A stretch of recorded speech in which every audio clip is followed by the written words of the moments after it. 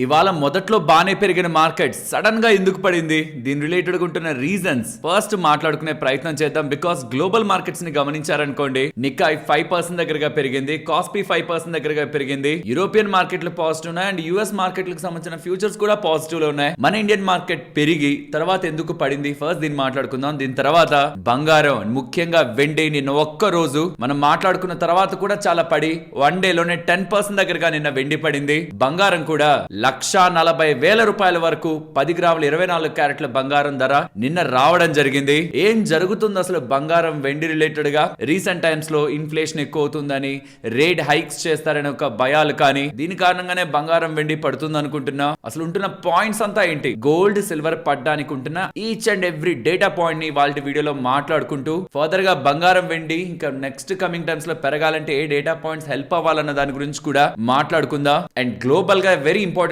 Update ఉంది. Specially micron numbers వస్తాయి, అవి అటు ఇటుగా ఉన్నాయంటే సెమీ కండక్టర్ స్టాక్స్ అన్ని పడతాయి. ఇక్కడ మన ఐటీ కంపెనీలకు మంచిదని చెప్పానా, నెంబర్స్ అదరగొట్టాయి. రెవెన్యూ 4 times, అసలు వాళ్ళ డేటా సెంటర్స్ రిలేటెడ్ ఉన్న బిజినెస్ 7 folds దగ్గరగా 7 times దగ్గరగా స్ట్రాంగ్ గా గ్రో అయింది. దీంతో అక్కడ కంపెనీ కూడా 18% దగ్గరగా ఆఫ్టర్ మార్కెట్ అయితే పెరిగింది. దీని రిలేటెడ్ గా ఇంపాక్ట్ ఎలా ఉంటుందండి? ఇవాళ రాబోతున్న వెరీ ఇంపార్టెంట్ ఈవెంట్ ఒక అప్డేట్, యుఎస్ కి సంబంధించిన PC inflation data. Rate hikes చేయాలా లేదా అన్నది 4 డేటా పాయింట్స్ ని బట్టి ఆధారపడి ఉంటుంది. రేట్ హైక్ జరగడం బంగారం వెండికి మంచిది కాదు, స్టాక్ మార్కెట్ కి మంచిది కాదు. 4 డేటా పాయింట్స్. ఒకటి జీడిపి ఎలా ఉంది, జాబ్స్ డేటా ఎలా ఉంది, ఇది ఎకానమీని చెప్తుంటే, ఎకానమీ స్ట్రాంగ్ గా ఉందా వీక్ గా ఉందా అనేది చెప్తుంటే, normal CPI inflation data and fed వాళ్ళు క్లోజ్ గా ట్రాక్ చేసే పీసీ ఇన్ఫ్లేషన్ డేటా కూడా వీక్ గా వస్తుందా స్ట్రాంగ్ గా వస్తుందా అనేది ఫెడ్ వాళ్ళ డెసిషన్ ఇంపాక్ట్ చేస్తుంది. కాబట్టి ఈ డేటా పాయింట్ ని మాట్లాడుకుంటూ ఎఫ్ఐఎస్ రిలేటెడ్ ఉన్న సెల్లింగ్ యాక్టివిటీ అండ్ ఇవాల్టి మార్కెట్ ఒక డేటాని మీరు గమనించారా? 24,250 నుంచి 24,300 మూవింగ్ యావరేజెస్ పరంగా కానీ, రీసెంట్ టైమ్స్ లో ఉంటున్న జోన్ పరంగా కానీ కొంత ముఖ్యమైన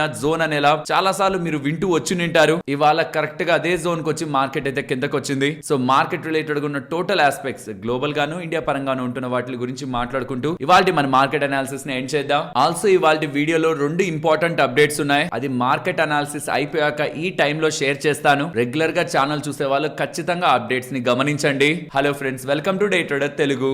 గుడ్ ఈవినింగ్. సో అసలు స్టార్ట్ చేసే ముందు వెనిజులాలో మీరు వినే ఉంటారు, ఫస్ట్ 7.1 మాగ్నిట్యూడ్ తో ఎర్త్క్వేక్ భూకంపం వచ్చింది. తర్వాత కొంత టైం కే 7.5 మాగ్నిట్యూడ్ తో నిమిషం గ్యాప్ తో ఇంకొక భూకంపం వస్తూ ఉండడం ఒక అల్లకల్లోలమే వెనిజులాలో జరిగింది. సుమారుగా 10,000 మంది దాంట్లో ఇంపాక్ట్ అయ్యారని చెప్తున్నారు. చెల్లా చెదురు అయిపోయాయి చాలా ఫ్యామిలీస్. ఇదొక డీప్ పెయిన్ ని ఇవాళ మార్నింగ్ లేచాక క్రియేట్ చేస్తుంటే, అరుణాచల్ ప్రదేశ్ లో అకాలంగా వస్తున్న వరదలు కూడా దారుణంగా అక్కడ ఉన్న ప్రజల్ని హిట్ చేస్తున్నాయి. ఈవెన్ జపాన్ లో కూడా 7 మాగ్నిట్యూడ్ తో భూకంపం వచ్చింది. అక్కడ ఉంటున్న పిఎం వెంటనే టాస్క్ ఫోర్స్ ని అలాట్ చేశారు. ఇలా జపాన్, వెనిజులా, మన దగ్గర అరుణాచల్ ప్రదేశ్. సీరియస్లీ ఇవన్నీ చూస్తున్నప్పుడు మనం ఏవేవో ప్లాన్స్ చేస్తుంటాం. నేచర్ అలా అనుకుందంటే ఇది నా భూమి, ఇది నా ఇల్లు, ఇది నా ఆస్తి అని ఏవేవో నాది నాది అనుకున్నవంతా ఫర్ ఎ సెకండ్ లో అన్ని మారిపోతాయి. చాలా టైం పాటు అక్కడ ప్రజలు పడుతున్న కష్టాలు చూస్తున్నప్పుడు మాత్రం మైండ్ అలా డిస్టర్బ్డ్ మోడ్ లోనే ఉండిపోయింది. ఇక మన వీడియోని మొదలు పెడదాం. ఇక్కడ మీరు గమనిస్తే ఇవాళ మార్కెట్ ఎందుకు పెరిగి పడింది, దీని వెనకుంటున్న కారణాలు ఏంటని మనీ కంట్రోల్ వాళ్ళు పోస్ట్ చేసిన డేటాని మీరు గమనిస్తే,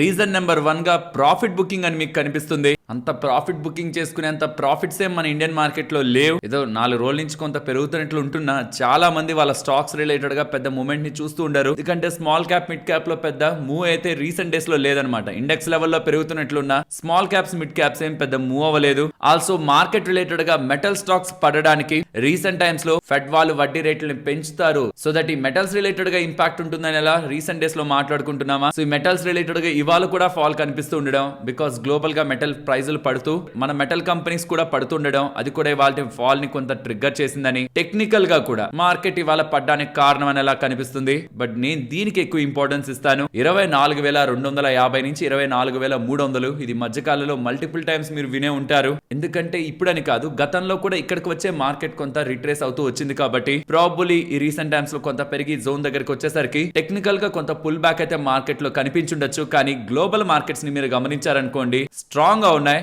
రీసెంట్ టైమ్స్ లో సెమీ కండక్టర్స్ రిలేటెడ్ గా కొంత వోలటాలిటీ కనిపించింది, ఎస్పెషల్లీ కాస్పీలో 10% దగ్గరగా ఇండెక్స్ పడింది కదా, తర్వాత 3% దగ్గరగా పెరిగిపోయింది. బికాస్ సామ్సంగ్ 7% తర్వాత పెరిగిందని. పడ్డానికి కారణం సామ్సంగ్, హైనిక్స్ ఈ రెండు కంపెనీలే 13% రెండు పడ్డాయి. తర్వాత రికవర్ అయింది సామ్సంగ్ 7%. ఇవాళ కాస్పీ 5% దగ్గరగా పెరిగింది. సో మొన్న పడింది మోస్ట్లీ రికవర్ అయిపోతూ ఉందన్నమాట. కారణం ఏంటి? నిన్న మైక్రాన్ వాళ్ళ నెంబర్స్ వచ్చాయి. నేను చెప్పాను కదా, మైక్రాన్ సంవత్సరం రోజుల్లో 750% దగ్గరగా పెరిగిన కంపెనీ రిజల్ట్స్ ని పోస్ట్ చేస్తుందంటే మార్కెట్ లో ఎలాంటి ఎక్స్పెక్టేషన్స్ ఉంటాయి? వెరీ సాలిడ్ గా రావాలని కదా, దాన్ని బీట్ చేశారు వాళ్ళు. రెవెన్యూ 4 times దగ్గరగా పెంచుకుంటూ డేటా సెంటర్స్ రిలేటెడ్ గా వాళ్ళ బిజినెస్ ని 7 folds దగ్గరగా ఇయర్ ఆన్ ఇయర్ లో ఇంక్రీజ్ చేసుకోగలుగుతూ ఉండడం. స్టాక్ ఆఫ్టర్ ద నెంబర్స్ 18% దగ్గరగా పెరిగిందనమాట. దీంతో సెమీ కండక్టర్స్ రిలేటెడ్ గా బిజినెస్ చేస్తున్న అందరికీ కూడా ఒక ఊరట, ఓకే సెమీ కండక్టర్స్ బిజినెస్ బానే ఉంటుంది, ఏఆర్ రిలేటెడ్ గా బిజినెస్ లు బానే ఉంటాయి. బికాస్ వాళ్ళ గైడెన్స్ ని కూడా ఇంప్రూవ్ చేశారు, రిజల్ట్స్ బాగున్నాయి, గైడెన్స్ బాగా ఇచ్చారు, ఆర్డర్ బుక్ స్ట్రెంత్ ఉంది అండ్ ఆల్ టైమ్ హై దగ్గరగా ఫైనాన్షియల్ మెట్రిక్స్ ఉన్నాయి. దీంతో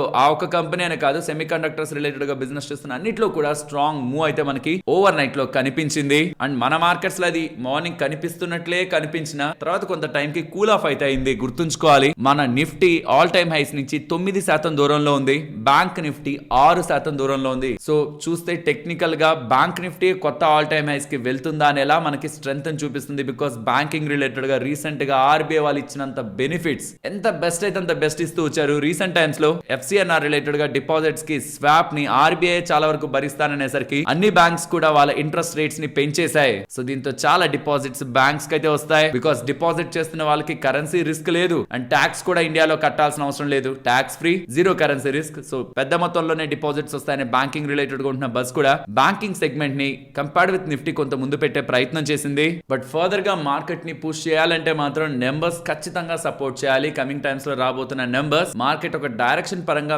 మెయిన్ ఎలిమెంట్ గా అయితే మారుతాయి. Actually crude oil cool of అయిన విధానం మీరు చూసారనుకోండి, $73 per barrel బిలో వచ్చేసింది. ఐ థింక్ ఈ యుద్ధం జరగక ముందు కూడా సిమిలర్ దగ్గరే ఉన్నట్టుంది. సీరియస్లీ నేను ఇంత ఫాస్ట్ గా క్రూడ్ ఆయిల్ కిందకు వచ్చేస్తుందని కూడా ఎక్స్పెక్ట్ చేయలేదు. అండ్ ఆ రేంజ్ లో క్రూడ్ ఆయిల్ కిందకు వచ్చేస్తున్న మార్కెట్స్ మళ్ళీ అంతలా స్ట్రాంగ్ గా బౌన్స్ అవ్వకపోవడానికి మెయిన్ కారణం ఆ యుద్ధం స్టార్ట్ అయినప్పటి నుంచి ఇప్పుడు ఎండ్ అయ్యే లోపు మధ్యలో వచ్చిన ఈ మాన్సూన్ రిలేటెడ్ గా అప్డేట్ అండ్ ఈ మధ్యలో రూపీకి వచ్చిన డిప్రిషియేషన్. రూపీని పక్కన పెట్టిన మాన్సూన్ ఏ రకంగా ఇంపాక్ట్ చేస్తుందన్న కన్సర్న్స్ ఉంటాయా? అది మార్కెట్ ని పడేయకపోయినా ఫుల్ గా యాక్టివ్ గా కొనాలంటే సర్లే ఆ మాన్సూన్ ఇంపాక్ట్ ఎలా ఉంటుందో జూలై 15 ఆ పాయింట్ క్లారిటీ వస్తుంది కాబట్టి దాన్ని బట్టి కంపెనీస్ ఒక ఇంపాక్ట్ ఉంటుందేమో అని ప్రాబబుల్లీ ఆ లెవెల్ ఆఫ్ ఇంపాక్ట్ మార్కెట్స్ లో గ్లోబల్ మార్కెట్స్ కి కనిపించినంత మన ఇండియన్ మార్కెట్స్ కి కనిపించట్లేదు. బట్ ఓవరాల్ థీమ్ అయితే బెటర్ గానే ఉంది. ఆ మాన్సూన్స్ రిలేటెడ్ గా ఉంటున్న ప్రెషర్ తప్పించి రెస్ట్ ఆఫ్ ద మెట్రిక్స్ అన్ని మన ఇండియానే కాదు గ్లోబల్ గా కూడా బెటర్ గా మారాయి. And US elections, mid term elections November లో జరిగేది ఎండ్ అయ్యేంత వరకు, November 3rd mid term elections end అయ్యేంత వరకు ట్రంప్ కూడా సాహసాలు పెద్ద పెద్ద రిస్కీ ఎక్స్పెరిమెంట్స్ చేసే అవకాశం తక్కువ కాబట్టి మార్కెట్స్ రిలేటెడ్ గా ప్రెషర్ కూడా తన సైడ్ నుంచి అట్లీస్ట్ ట్రంప్ యాంగిల్ నుంచి తక్కువ ఉండే అవకాశం ఉంటుంది. సో ఒక్క మాన్సూన్స్ రిలేటెడ్ గా బెటర్ పిక్చర్ ఇండియా రిలేటెడ్ గా డెవలప్ అవుతుంటే అదొక పాజిటివ్ థింగ్. అండ్ దీంతో పాటు ఒకవేళ నెంబర్స్ లో స్పెషల్లీ ఐటీ కంపెనీలు కానీ బెటర్ నెంబర్స్ ని పోస్ట్ చేస్తూ గైడెన్స్ బెటర్ గా ఇస్తే ఇండెక్స్ చాలా ఎక్కువగా పడింది. దాంట్లో స్ట్రాంగ్ రికవరీ వస్తున్నా ఓవరాల్ మార్కెట్ ఒక పిక్చర్ అండ్ థీమ్ స్ట్రెంగ్తన్ అవుతుంది, స్ట్రాంగ్ గా మనకి కనిపిస్తుంది. నెక్స్ట్ బంగారం వెండి గురించి మాట్లాడుకోవాలి. లాజిక్ ఆలోచించారా? క్రూడ్ ఆయిల్ భారీగా పెరుగుతున్నప్పుడు ఆల్మోస్ట్ ఒక $126 per barrel కి వెళ్ళిపోయింది కదా, ఇప్పుడు $73 per barrel దగ్గర ఉంది, 40% దగ్గరగా పడింది ఇప్పుడు. కానీ పెరుగుతున్న పాయింట్ లో ఏం నేరేటివ్ విన్నారు మీరు? క్రూడ్ ఆయిల్ పెరుగుతుంది, దీంతో కమింగ్ టైమ్స్ లో ఇన్ఫ్లేషన్ పెరుగుతుంది, దాని కారణంగా వడ్డీ రేట్లు పెంచుతారు. ఆ వడ్డీ రేట్లు పెంచడం బంగారం వెండికి మంచిది కాదు కాబట్టి ప్రెసెంట్ బంగారం వెండి పడుతుంది, మార్కెట్ లో పడుతున్నాయని నెరేటివ్ కంప్లీట్ గా షిఫ్ట్ అయింది కదా. క్రూడ్ ఆయిల్ భారీగానే పడింది, 40% దగ్గరగా పడింది పీక్స్ నుంచి. స్టాక్ మార్కెట్ లైనా కొంత రికవర్ అయ్యాయి, కానీ ఇదే పాయింట్ లో పడ్డ బంగారం వెండి రికవర్ అవ్వలేదు. ఇన్ఫాక్ట్ రాత్రి సడన్ గా ఏదో బిగ్ అప్డేట్ వచ్చినట్టు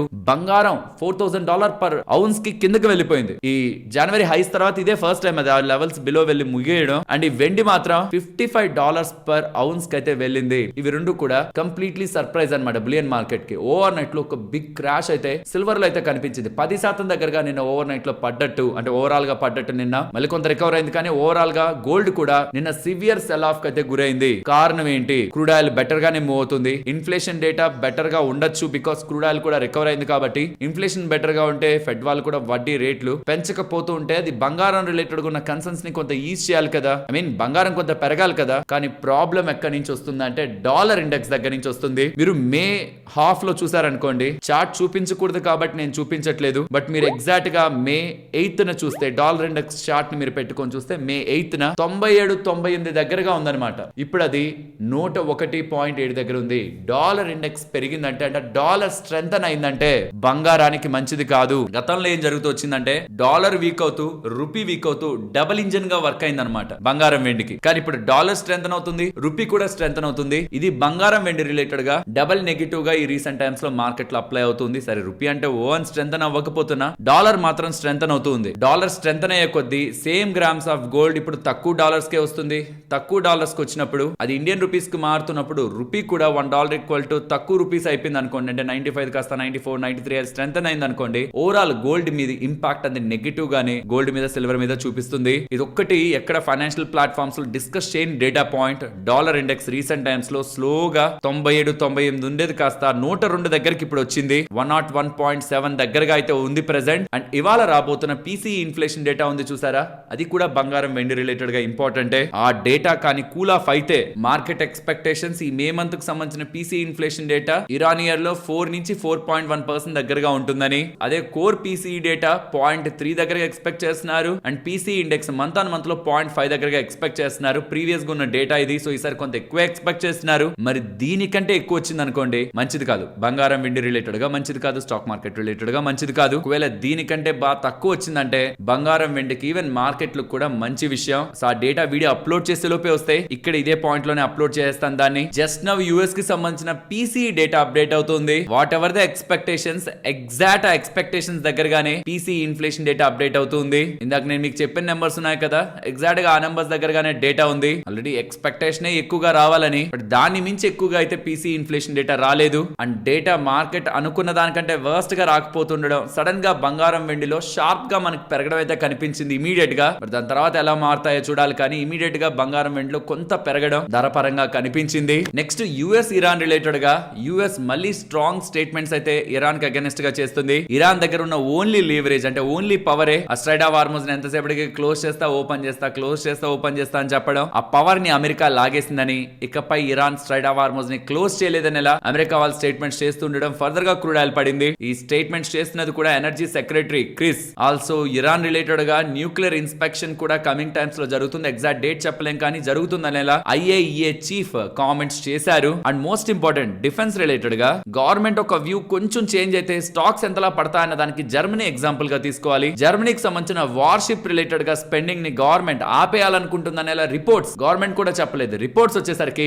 రీన్ మెటల్ అనే కంపెనీ దీని రిలేటెడ్ గా ఎక్స్పెక్టేషన్స్ తో బిజినెస్ చేద్దాంలే అనుకున్న కంపెనీ 18% దగ్గరగా పడింది అనమాట. ఇక్కడ గమనించవచ్చు మేజర్ వార్షిప్ ప్రాజెక్ట్స్ అన్ని కూడా స్క్రాప్ చేయాలని జర్మనీ అనుకుంటుందనేలా అప్డేట్స్ కనిపిస్తున్నాయి. ఇవన్నీ రిపోర్ట్సే, బట్ అఫీషియల్ గా వస్తుంటే మాత్రం డిఫెన్స్ కంపెనీస్ రిలేటెడ్ గా ఉన్న ట్రస్ట్ కొంత వీక్ అయిపోతుంది. ప్రాజెక్ట్స్ ఇస్తారని చెప్పడం, తర్వాత ఇవ్వరని చెప్పడం. ఈసారి ఇస్తారన్నా కొంత ఫుల్ పొటెన్షియల్ తో ఎవరైనా యాక్షన్ తీసుకోవాలనుకున్న బిగ్ ఇన్వెస్టర్స్ కొంత వెయిట్ చేయాల్సి ఉంటుంది. కాబట్టి అనౌన్స్ చేసిన ప్రాజెక్ట్స్ వెనక్కి లాగితే మాత్రం డిఫెన్స్ రిలేటెడ్ గా బిగ్ ఇంపాక్ట్ ని క్రియేట్ చేస్తుంది. అది ఇండియా పరంగా కాదు, జర్మనీ పరంగా చెప్తున్నాను. ఇండియా రిలేటెడ్ గా డిఫెన్స్ పరంగా గవర్నమెంట్ ఎటువంటి బ్యాక్ స్టెప్ ఇప్పటి వరకు అయితే తీసుకోలేదు. అండ్ FIDA డేటా గురించి మాట్లాడుకోవాలి. అన్ని ఎక్స్చేంజ్ రిలేటెడ్ గా డేటా అప్డేట్ అవ్వలేదు. NSE పరంగా అవుతుంది. 734 కోట్ల దగ్గరగా బై సైడ్ ఉన్నారు. మన DIS అయితే ఏకంగా 5039 కోట్ల దగ్గరగా బై చేశారు. సో బిగ్గెస్ట్ DI ఒక బయింగ్ నెంబర్ అయితే కనిపిస్తూ ఉంది. అండ్ FIS ఒక నెట్ షార్ట్స్ 85% దగ్గరగా ఉన్నాయి. అండ్ ఇవాళ మార్కెట్ రిలేటెడ్ గా మీరు యాక్టివిటీని గమనించిన పైకి వస్తున్నప్పుడు 24,250 నుంచి 24,300 దగ్గరకు వచ్చి మళ్ళీ మార్కెట్ కిందకు వచ్చే ప్రయత్నం చేసింది. టెక్నికల్ గా మీకు ఒక సెల్ ఆఫ్ మార్కెట్ లో కనిపించింది అనుకున్నా,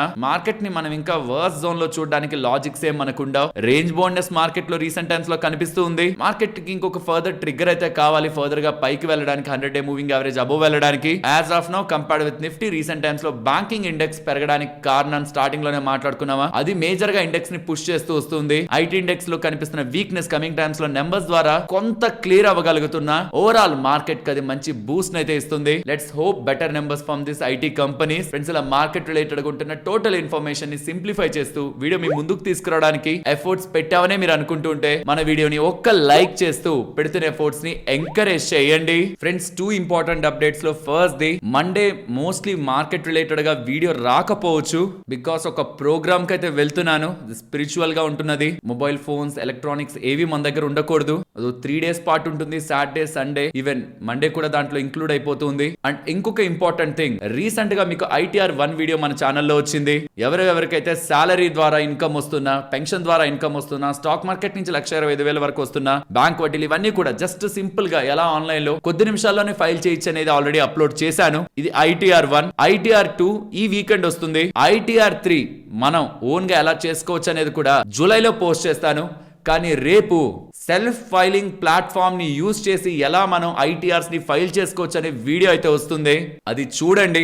మీ ఫీడ్బ్యాక్ ని కామెంట్ సెక్షన్ లో చెప్పండి. మీకు ఏ క్వశ్చన్స్ ఉంటున్నాయని, మీకు ఎలాంటి డౌట్స్ ఉంటున్నాయి, ఫీడ్బ్యాక్ అంతటిని తీసుకొని నెక్స్ట్ వచ్చే ITR 3 వీడియో రిలేటెడ్ గా దాన్ని ఇంక్లూడ్ చేసి నేను మీకు చెప్తాను. బికాస్ ITR 3 కొంత కాంప్లెక్స్ గా ఉండే ITR ఫామ్ లాస్ట్ టైం మన ఛానల్లో చాలా డీటెయిల్డ్ గా విత్ ఎక్సెల్ షీట్ తో పాటు మీకు ప్రెజెంట్ చేశాను. అలానే ఈసారి చేద్దాం అనుకుంటున్నాను. కొన్ని థింగ్స్ మారాయి ఈసారి, వాటిని ఇంక్లూడ్ చేసి చెప్తాను. But me feedback ITR 3 related గా మీరు ఏమేమి కోరుకుంటున్నారో రేపటి వీడియో కామెంట్ సెక్షన్ లో చెప్పారంటే దాన్ని అంతటిని నోట్ చేసుకొని నెక్స్ట్ జూలైలో వచ్చే ITR 3 వీడియోలో యాడ్ చేస్తాను. ఎందుకంటే ITR 1 కి 2 కి July 31st ending, but ITR 3 కి ఆగస్ట్ 31st ఎండింగ్. సో ఈసారి కూడా ప్రతి ఒక్క ITR ఫామ్ ITR 1, 2, 3 ఛానల్ అయితే వస్తుంది. ITR 3 మాత్రం జూలై మంత్ లో వస్తుంది అనేది గుర్తుంచుకోవాలి. మీ ఫీడ్బ్యాక్ అంతటిని తీసుకొని ITR 3 వీడియో చేస్తాను. బట్ రేపు ఈజీగా సెల్ఫ్ ఫైలింగ్ ప్లాట్ఫామ్ ద్వారా ఎలా ఏ ITR అయినా ఫైల్ చేసుకోవచ్చు అనే వీడియో వస్తుంది. మీ ఫీడ్బ్యాక్ ని తప్పకుండా రేపటి వీడియోలో చెప్పండి. ఆల్సో రీసెంట్ టైమ్స్ లో గోల్డ్ రిలేటెడ్ గా ఫుల్ వాలటిలిటీ ఉండేసరికి చైనీస్ బ్యాంక్స్ అన్ని కూడా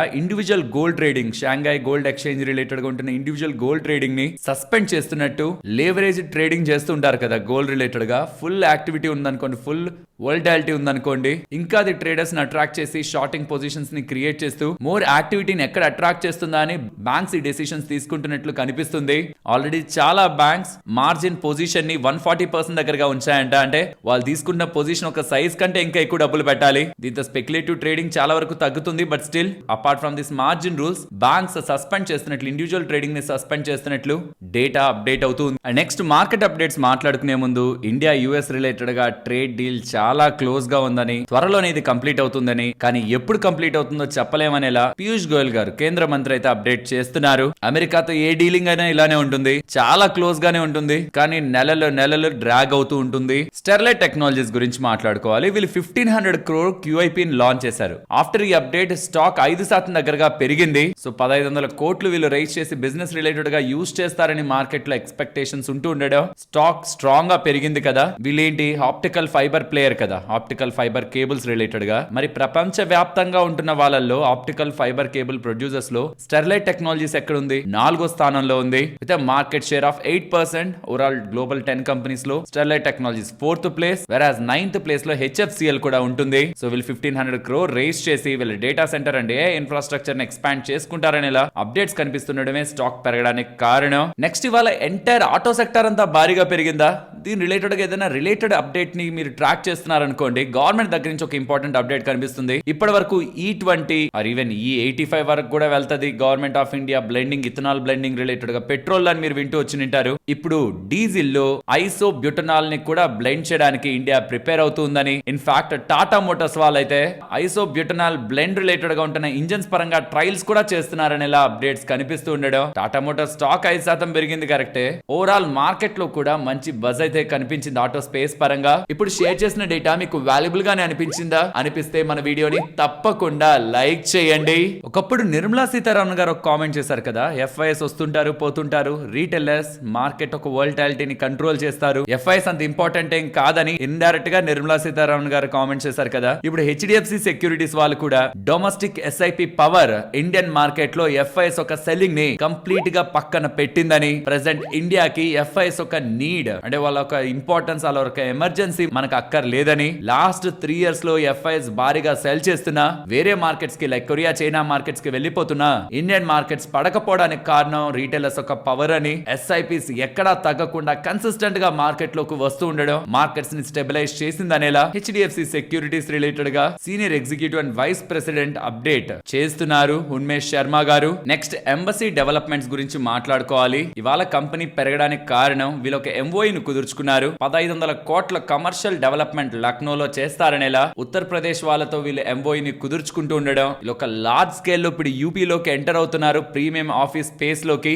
7 acres లో ఈ ప్రాజెక్ట్ ఉంటుందని in presence of UP PM Yogi Adityanath గారి ప్రెజెన్స్ లో ఇది సైన్ అవుతున్నట్లు మనకు కనిపిస్తుంది. నెక్స్ట్ హిమాద్రి స్పెషాలిటీ గురించి మాట్లాడుకోవాలి. హిమాద్రి స్పెషాలిటీ రిలేటెడ్ గా మేనేజ్మెంట్ ఇవాళ సిఎన్బిసి తో ఇస్తున్న ఇంటర్వ్యూలో బ్యాటరీ సెగ్మెంట్ కమింగ్ టైమ్స్ లో వీళ్ళకి వన్ ఆఫ్ ద బిగ్ ఆపర్చునిటీగా మారుతుందని, almost 100 gigawatt of cathode and anode capacity కలిగిన బ్యాటరీ సెగ్మెంట్ లోకి ఆల్మోస్ట్ 3000 క్రోర్ దగ్గరగా రెవెన్యూని బ్యాటరీ బిజినెస్ నుంచే చూస్తారని ఇలా అప్డేట్ చేస్తున్నారు. నెక్స్ట్ ఎంక్యూర్ ఫార్మా గురించి మాట్లాడుకోవాలి. లాస్ట్ 6 నెలల్లో 30% దగ్గరగా పెరిగింది కదా, ప్రాబబ్లీ ఇదే మంచి ఎగ్జిట్ అనుకున్నారేమో. బయాన్ క్యాపిటల్ వాళ్ళు 12 సంవత్సరాలు ఈ కంపెనీలో ఉంటున్న వాళ్ళు కాస్త ఇప్పుడు కంప్లీట్ ఎగ్జిట్ అయితే తీసుకుంటున్నారు. యుఎస్ కి సంబంధించిన ప్రైవేట్ ఈక్విటీ ప్లేయర్ ఆల్మోస్ట్ 19 లక్షల షేర్ల దగ్గరగా 352 కోట్లకు సంబంధించిన వాటా ఇవాళ హ్యాండ్స్ అయితే మారింది బ్లాక్ విండోలో. నెక్స్ట్ రాజేష్ ఎక్స్పోర్ట్స్ ఇవాళ 5% దగ్గరగా పడింది కదా. రీజన్ ఇక్కడ మీరు క్లియర్ గా గమనించవచ్చు. నిన్న మన మార్కెట్ క్లోజ్ అయిన తర్వాత ఎన్ఫోర్స్మెంట్ డైరెక్టరేట్ వాళ్ళు 5 PM అరౌండ్ ఒక ఇంపార్టెంట్ అప్డేట్ అయితే చేశారు. 9 ప్రెమిసెస్ లో రాజేష్ ఎక్స్పోర్ట్ కు సంబంధించి బెంగళూరు అండ్ ముంబైలో 9 ప్రెమిసెస్ లో వీళ్ళ రిలేటెడ్ గా సోదాలు చేసినట్లు ఇన్వెస్టిగేషన్ ద్వారా వీళ్ళకి అర్థమవుతున్నది. ఫెమా రూల్స్ ని వీళ్ళు ప్రాపర్ గా ఫాలో అవ్వలేదని, specially missing records overseas transactions పరంగా కనిపించాయని, 40% స్టాక్ మిస్ మ్యాచ్ అవుతుందనేలా షేర్ మ్యానిపులేషన్ వీటి రిలేటెడ్ గా వీళ్ళ పరంగా ఇన్వెస్టిగేషన్ చేస్తున్నారని ఈడీ వాళ్ళు అప్డేట్ చేస్తూ ఉండడం ఫర్దర్ గా ఇవాళ కంపెనీ రిలేటెడ్ గా ప్రెషర్ అయితే పెట్టింది. గతంలో సెబీ వాళ్ళు, ఇప్పుడు ఈడీ వాళ్ళు కూడా వీళ్ళ రిలేటెడ్ గా నెగటివ్ అప్డేట్ చేస్తున్నారు. నెక్స్ట్ ఎన్ఎల్సి ఇండియా గురించి మాట్లాడుకోవాలి. వీళ్ళు 1000 megawatt green energy Odisha related గా OREDA వాళ్ళతో జాయింట్ వెంచర్ ని కుదుర్చుకుంటున్నారు. OREDA అంటే Odisha renewable energy development agency, Odisha government కి సంబంధించింది. ఇది వీళ్ళ renewable energy foot print clean energy segment related గా స్ట్రాంగ్ గా ఎక్స్పాండ్ అవుతుందనేలా ఎన్ఎల్సి వాళ్ళు చెప్తున్నారు. నెక్స్ట్ రైల్టెల్ గురించి మాట్లాడుకోవాలి. వీళ్ళకి 29 crore 83 lakhs చేసే order southern power distribution company Andhra Pradesh దగ్గర నుంచి లభించిందని, ఇందులో భాగంగా వీళ్ళు SD WAN డివైజెస్ ని సప్లై చేసి ఇన్స్టాల్ చేసి టెస్టింగ్ చేస్తారనేలా బై జూన్ 2031 లోపు ఈ ప్రాజెక్ట్ ఎగ్జిక్యూట్ అవుతుందనేలా అప్డేట్ చేస్తున్నారు. అమెజాన్ వాళ్ళు ఇండియా రిలేటెడ్ గా స్ట్రాంగ్ ఇన్వెస్ట్మెంట్స్ కి పాత్ వేస్తున్నట్లు కనిపిస్తుంది. ఆల్మోస్ట్ $48 billion దగ్గరగా బై 2030 నాటికి ఇండియాలో ఇన్వెస్ట్ చేస్తారని, AI cloud infrastructure investments related గా కూడా ఆల్రెడీ కంపెనీ $13 billion యాడ్ చేసినట్టు, 20కి పైగా న్యూ ఫుల్ఫిల్మెంట్ సెంటర్స్ ని అక్రాస్ ద ఇండియా పెట్టి అమెజాన్ ఒక ప్రెజెన్స్ ని స్ట్రాంగ్ గా పెంచుతారన్నట్లు కనిపిస్తుంది. రీసెంట్ గానే అమెజాన్ ఒక క్విక్ కామర్స్ సెగ్మెంట్ 300 సిటీస్ లో ఎక్స్పాండ్ అవుతున్నట్లు వింటున్నాం. సో ఇలా quick commerce, e commerce, AI and infrastructure పరంగా, క్లౌడ్ ఇన్ఫ్రాస్ట్రక్చర్ పరంగా కూడా ఇండియాలో స్ట్రాంగ్ గా అమెజాన్ తన ప్రెజెన్స్ ని పెంచుకోవాలని చూస్తూ ఉంది. జూపిటర్ వ్యాగన్స్ వీళ్ళకి 264 crores విలువ చేసే ఆర్డర్ JSW వాళ్ళ దగ్గర నుంచి, రైల్ లాజిస్టిక్స్ రిలేటెడ్ ఉన్న కంపెనీ దగ్గర నుంచి and central warehousing corporation దగ్గర నుంచి లభించినట్లు కనిపిస్తుంది. ఇందులో భాగంగా వీళ్ళు వాళ్ళకి వ్యాగన్స్ అయితే సప్లై చేస్తారు. అండ్ ముఖేష్ అంబానీ గారికి సంబంధించిన రిలయన్స్ కంపెనీ కూల్ డ్రింక్స్ లోకి రీసెంట్ టైమ్స్ లో క్యాంపా కోలాతో వచ్చింది, వాటర్ బాటిల్ లోకి వచ్చింది ఫ్రీడమ్ పేరుతో. ఇప్పుడు లో ఆల్కహాల్ సెగ్మెంట్ లో కూడా ఎంటర్ అవ్వాలని చూస్తుందని, under a separate brand Campa cola కాకుండా, క్యాంపా అనే ఒక బ్రాండ్ కాకుండా ఒక సపరేట్ బ్రాండ్ తో ఆల్కహాల్ స్పెషల్లీ లో ఆల్కహాల్ సెగ్మెంట్ లో కూడా ఎంటర్ అవ్వాలని చూస్తుందని ఇలా అప్డేట్స్ కనిపిస్తున్నాయి. యంగ్ కస్టమర్స్ ఎక్కువగా అట్రాక్ట్ అవుతుంటారు ఈ సెగ్మెంట్ రిలేటెడ్ గా, వాళ్ళని టార్గెట్ చేస్తూ రిలయన్స్ వాళ్ళకు కొత్త బ్రాండ్ ని తీసుకురావాలని చూస్తున్నట్లయితే కనిపిస్తుంది. నెక్స్ట్ సుజలాన్ ఎనర్జీ వీళ్ళు 400 మెగావాట్ EPC ఆర్డర్ ని టాటా పవర్ వాళ్ళ దగ్గర నుంచి గెలుచుకున్నారు. ఇది టాటా పవర్ వాళ్ళ దగ్గర నుంచి అంటే వాళ్ళ అండర్ లో ఉన్న సబ్సిడరీ దగ్గర నుంచి వస్తున్న 4th ఆర్డర్ అన్నమాట. దీంతో టోటల్ గా వీళ్ళిద్దరు పార్ట్నర్షిప్ లో 1 gigawatt ఆఫ్ బిజినెస్ అయితే జనరేట్ అయింది. ఇప్పుడు కొత్తగా ఉంటున్న ఈ 400 megawatt wind EPC project Anantapur లో వీళ్ళు ఎగ్జిక్యూట్ చేస్తారని, ఆంధ్రప్రదేశ్ లో 3.15 మెగావాట్ S144 విండ్ టర్బైన్స్ వీళ్ళు రిలేటెడ్ గా ఉన్నాయి కదా, అవి నియర్లీ 127 దగ్గరగా టాటా పవర్ వాళ్ళకి వీళ్ళు సప్లై చేయబోతున్నట్లు అప్డేట్ చేస్తున్నారు. ఆన్వర్డ్ టెక్నాలజీస్ వాళ్ళు ఉన్నారా, వీళ్ళు 33 crore విలువ చేసే డేటా సెంటర్ ఇంజనీరింగ్ ప్రాజెక్ట్ ని leading global power management company దగ్గర నుంచి గెలుచుకున్నట్టు, నెక్స్ట్ 3 years లో ఇది ఎగ్జిక్యూట్ చేస్తారని ఆన్వర్డ్ టెక్నాలజీస్ వాళ్ళు చెప్తున్నారు. టెక్స్మాకో రైల్ వాళ్ళకి 6 crore 28 lakhs విలువ చేసే వెస్టర్న్ రైల్వే ఆర్డర్ లభించిందని, nylon net, anti monkey climbing device and anti bird discover related గా వీళ్ళకి ఆర్డర్ లభించినట్టు 12 months లో దీన్ని ఎగ్జిక్యూట్ చేస్తారని టెక్స్మాకో రైల్ వాళ్ళు అప్డేట్ చేశారు. సరే మరి నేను ఉండనా, మరొక ఇంట్రెస్టింగ్ వీడియోతో మళ్ళీ మీ ముందుకు వస్తాను. అంతవరకు టేక్ కేర్, జై హింద్.